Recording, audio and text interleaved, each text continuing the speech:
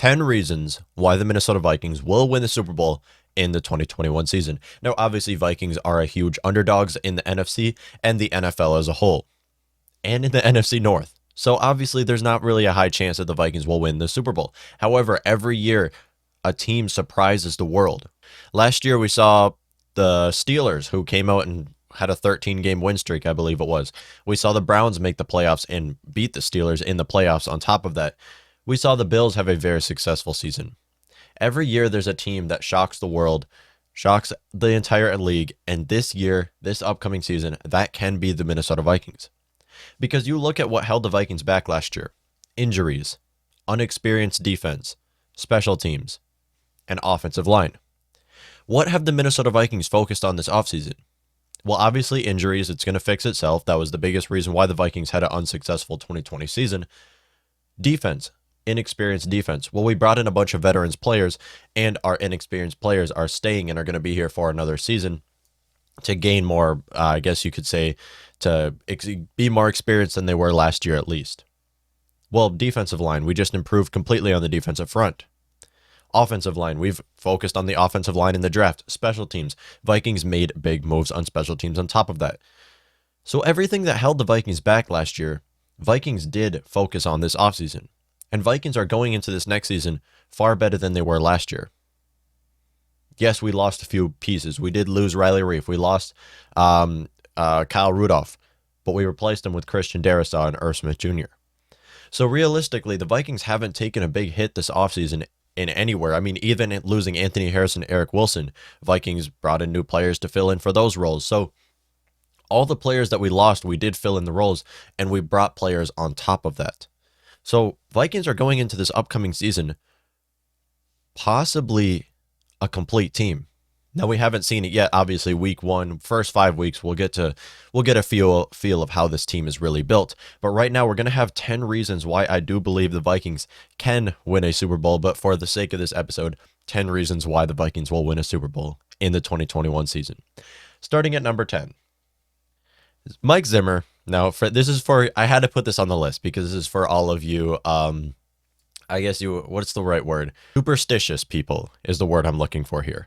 For all of you superstitious people, Vikings have a good season every other year under Mike Zimmer. Since Mike Zimmer has become a head coach in the 2014 season, he started out no playoff appearance. In the 2015 season, Vikings won the division. 2016, no playoff appearance. 2017, Vikings won the division. That was the year where they went 13-3 and should have made the Super Bowl. 2018, no playoff appearance again. 2019, wild card round. 2020, no playoff appearance. 2021, this is going to be the year we get Super Bowl champs.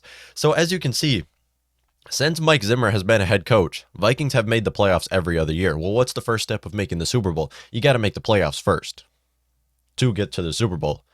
So Vikings will get to the playoffs this year if it continues to be every other year where they make the playoffs. And this year, Vikings will make the playoffs. And according to this list, where I had to throw it on here because it's very interesting that ever since he became head coach, Vikings have made the playoffs every other year. Is that a good thing? No, you want to make the playoffs every year. However, for the sake of this upcoming season, 2021, I guess you can say this is a good thing. And for the ninth biggest reason, we have no more Dan Bailey. Like I said, one of the reasons why the Vikings suffered last year, one of the biggest reasons, was our special teams. Not only Dan Bailey, but our special teams as a whole. So I'm putting all of our special teams into this ninth spot because, yes, we're keeping Britton Colquitt, which is fine. Britton Colquitt wasn't holding us back. He's a punter. They fired Marlon Mawoff. They brought in Ryan Ficken was promoted to special teams coordinator. They're making moves on their special teams return game, and they fired Dan Bailey. And now bringing in someone else. So no more Dan Bailey is going to be huge for our special teams. He only made 56.25% of field goals when you take away chip shots last year. All kicks under 30 yards, so 30 yards and up, he only made roughly half of his kicks. That is terrible when you're paying a kicker $5 million to be in your uniform. You can grab any free agent kicker and they will perform better than this. Now, he made 86% on extra point attempts, which is about average. But once again, he's a veteran kicker. You're paying him this much money. He should still be above average when it comes to extra point attempts. And then kicking him, or well, no, not kicking him, cutting him saved us $1 million in cap space where you can use that $1 million on a new kicker. We might not see KJ Osborne this upcoming season. Obviously, Mike Hughes is not here anymore. Chad Beebe likely won't be a punt returner. So we have a whole new special team shakeup right now where they did draft the Kane. They drafted Amir. Not Amir Abdullah. Obviously, Amir Abdullah is another kick returner. Amir Smith-Mercedes. So there's new players that are coming in who can fill in for these roles. Maybe KJ Osborne, you can give him another shot because he did only have a few chances to prove himself. So there might still be something left of him that you can find out. The eighth biggest reason the Minnesota Vikings, the Lions still suck. I say on this channel, I have two favorite teams. I like two teams in the NFL. The Minnesota Vikings are my favorite team, and the Lions are my second favorite team. The reason why I say that is because it's 2 wins every year. It gets us 2 wins closer to a Super Bowl. I mean, yes, the Vikings have lost against the Lions. Not only is it 2 wins for the Minnesota Vikings every year, but it's 2 hard-fought wins for the Packers. I don't know what it is, but the Lions they help the Vikings. Vikings, for some reason, we own the Lions. Yet the Lions and Packers, they can beat the Packers, and they put up a fight. And last year, they put up a fight in both the rounds. Now, obviously, the Packers had to work to get their wins in both last year and the year before that. So even though the Lions are being owned by the Packers as well, they put up a fight against the Packers. So maybe this upcoming season, the Lions will go 2-0 against the Packers. Vikings will go 2-0 against the Lions. That would be perfect. That's why the Lions are my second favorite team. Now, Lions have gotten only worse than they were already. Obviously, trading away Matthew Stafford, acquiring Jared Goff helped them no bit. Their offensive line, they improved a lot, so that could possibly help them out. They lost Kenny Golladay, so that's their number 1 target. But on top of that, DeAndre Swift and TJ Hawkinson, their offense can do something. They can get to the passer without blitzing too, which is very impressive. So the Lions have some pieces and do have a future going ahead of them. But as of right now, the Lions have just gotten worse this offseason and could possibly be the worst team this upcoming season. But again, Lions are my second favorite team for that very reason. 7th biggest reason, the Vikings improve their offensive line. Now, I can't comfortably say that the Vikings offensive line is going to be good in 2021 because obviously with Kirk Cousins, we need a good offensive line. I can't comfortably say that, but what I can confidently say, the Vikings offensive line is going to be better than it was last year. Last year, the Vikings offensive line allowed far too many pressures on the interior side of the line. Did a great job blocking for Dalvin Cook, but allowed far too many pressures. The players we have to point our fingers to is Dakota Dozier, Drew Samia, Pat Elflein, and I think those are the 3 that we should probably target for that right there. And then obviously Garrett Bradbury, he allowed too many pressures as well.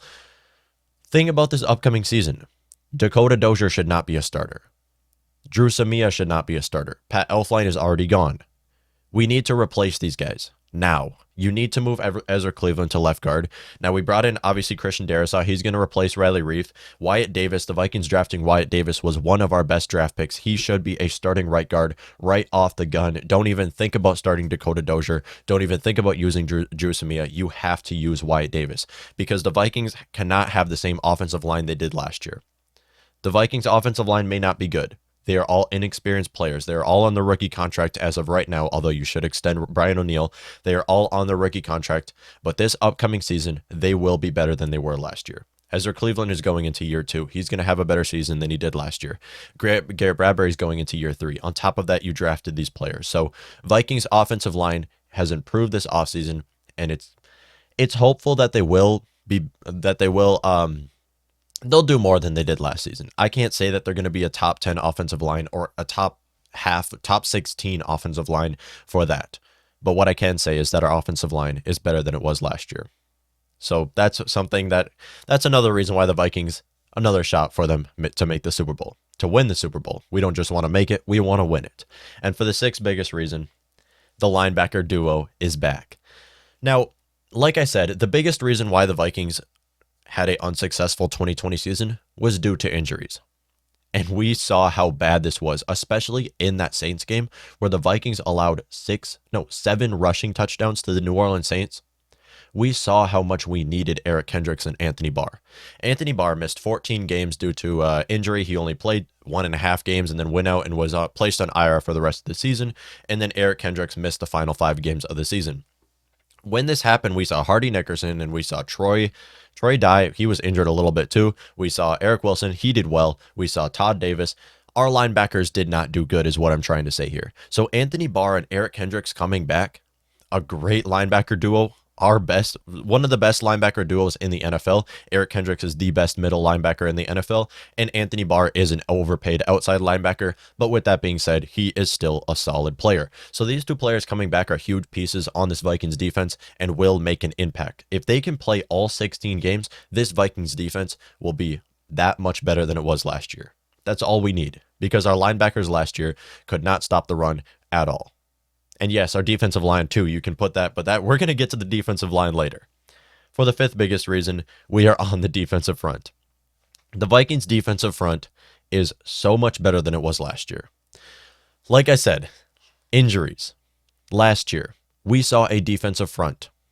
After Yannick Ngakoue was traded, our starting defensive front was Afadio Denebo, Shamar Stephen, Jaleel Johnson, and Jalen Holmes. You cannot ask for a worse defensive front than that. The Vikings could not get to the passer. I'm pretty sure, I might have to check my stats on that, but I'm pretty sure all four of those players combined for only 4 sacks on the season. 4 sacks. Jalen Holmes started 14 games last year, I believe it was 14, and got not 1 sack. So those 4 starters, that was a terrible defensive front. This upcoming season, a completely different story. Michael Pierce is back. He's not opting out this season. Danielle Hunter is back off of his injury. We added Delvin Tomlinson. We brought back Stephen Weatherly and then drafted Patrick Jones. Patrick Jones may not be a starter. We can use DJ Wanham instead. Who cares? What we're saying here is our defensive front is going to be so much better than it was last year. No more 7 rushing touchdowns against the Saints. No more seeing David Montgomery run all over us. No more Aaron Jones destroying our defense. We have an entire different defensive front, and these running backs will not be able to run through this defensive line. We have Dalvin Tomlinson and Michael Pierce as defensive tackles. I don't know what running backs are going to be able to do. These guys average, 320 pounds, 6'6". I mean, running backs aren't going to be able to do anything. With that, though, it's going to be tough getting to the passer. And that's something the Vikings, we need Danielle Hunter to do for us, because we cannot rely on these other players to get to the passer. Danielle Hunter is our only pass rusher right now. You can probably throw Anthony Barr in there too, but as of right now, Danielle Hunter is our pass rusher, because the rest of our defensive line, I can't say that they're going to be able to do the same. And the fourth biggest reason on why the Minnesota Vikings will win the Super Bowl in the 2021 season is our secondary. Like I said already, one of the biggest reasons why the Vikings lack success in the 2020 season was due to inexperience on our defense. It's both on our defensive front, which we went over so far. Our linebacker group, yes, you can put that there because of injuries, but specifically at the cornerback position. Last year, we saw Mike Hughes. He played a little bit, got injured. We saw Jeff Gladney, rookie. Cameron Dantzler, rookie. Chris Boyd, second-year player. Harrison Hand, rookie. Holton Hill, who cares about him? He's not on the roster anymore. Mark Fields, again, not on the roster anymore. We saw all of these inexperienced corners come in, and we threw them against Devontae Adams, against Allen Robinson, against Kenny Golladay, Julio Jones. We threw them against some of these best wide receivers in the NFL, and we blame the corner for giving up this many touchdowns. It takes approximately 3-4 years for a corner to hit stride in the NFL. It is such a hard position to play in the NFL. Going from college to the NFL, it is a hard transition for these corners. And that is why the Minnesota Vikings focused on corner this offseason, because we can't go into this upcoming season with Jeff Gladney and Cameron Dantzler as our starting outside corners. Yes, I think they are great players, and they will be in a few years. As of right now, I can't confidently say that they're going to hit stride in the NFL, because it is very hard. How often do you find rookie corners come into the NFL and already be great? It takes time for them to, because they're transitioning into these NFL wideouts that is completely different than college. This is not running back. This is corner. And that's why we're seeing Cameron Dantzler, Jeff Gladney, Chris Boyd, and Harrison Hand. One more year under all of their belt will make a difference this upcoming season. On top of that, Patrick Peterson, longtime veteran, one of the best corners out of the 2010s. Mackenzie Alexander, bringing him back, a longtime veteran under the Vikings Mike Zimmer defense, and then Xavier Woods, another veteran to add to this Minnesota Vikings secondary. So improved secondary through and through. You're going to see a huge difference, and this can honestly make in a pass-heavy league, This can make the difference between not making the playoffs and winning the Super Bowl. That's how big having a good secondary is in the NFL as of today. Because these teams, all they like to do is pass, especially the teams in our division right now. Number 3, the Minnesota Vikings. We have a top 5 offense, and there is no question about this. The Minnesota Vikings are stacked with playmakers on offense. We have a top 3 running back, Dalvin Cook. We have a top 3 wide receiver duo with Justin Jefferson and with Adam Thielen. We have a top 10 quarterback, Kirk Cousins. Now, obviously, he needs a lot of protection, but he is undoubtedly a top 10 quarterback in the NFL. On top of that, we have a top 10 tight end duo. So the Minnesota Vikings should have no problem averaging 26 points a game. With the amount of playmakers we should have no problem with that. Our coaching staff is good enough too. We should have no problem beating a lot of these teams with our offense. Thing is, if you are a Super Bowl team, you need a good offense. Vikings have a top 5 offense in the NFL. On top of that, you need a solid defense.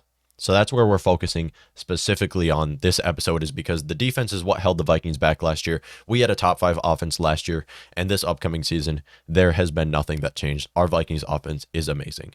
The second biggest reason, and this is one that nobody talks about, is our home field advantage. Vikings have one of the best home field advantages in the NFL. We didn't have that last year. There were no fans in the stands last year.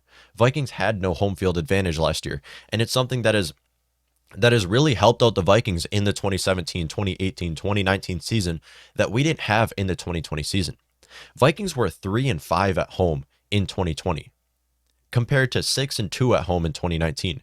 And those 3 teams we beat at home, the Detroit Lions, the Carolina Panthers, I'm pretty sure that was in overtime. And what was it? The Jacksonville Jaguars? What was the third team? I have to check that. Yeah, the Jaguars. Not to mention the fact that we had to go into overtime with the Panthers and Jaguars.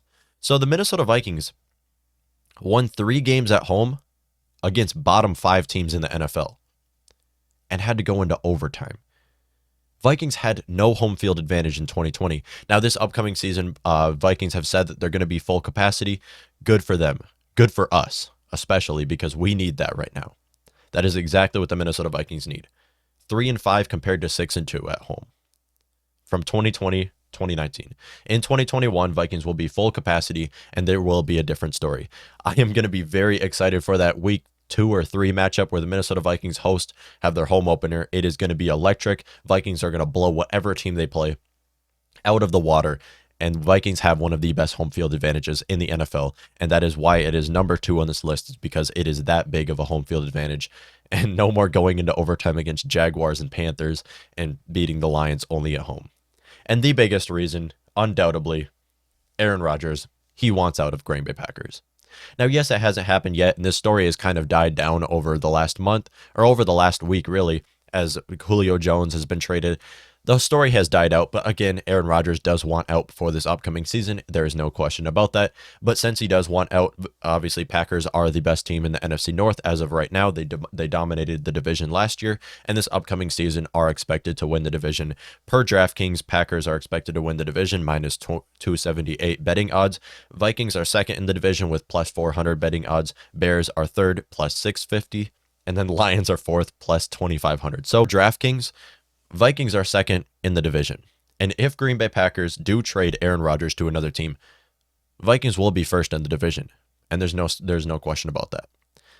So obviously, winning the Super Bowl starts with winning your division. Now, that doesn't always happen. Obviously, we just saw the Buccaneers win the whole Super Bowl, didn't even win their division. So it happens, but once again, you have to win that division because that home field advantage is everything in the playoffs, especially a home field like the Minnesota Vikings at US Bank Stadium. So let me know what y'all think. How do you think this upcoming season will go? Do you think all 10 of these reasons are valid? Now, obviously, we can all agree Vikings' chances of winning the Super Bowl are very low this upcoming season. But if I can put together 10 reasons why the Vikings should win the Super Bowl, why the Vikings will win the Super Bowl in the 2021 season, it's a higher possibility than we think. Let me know what y'all think.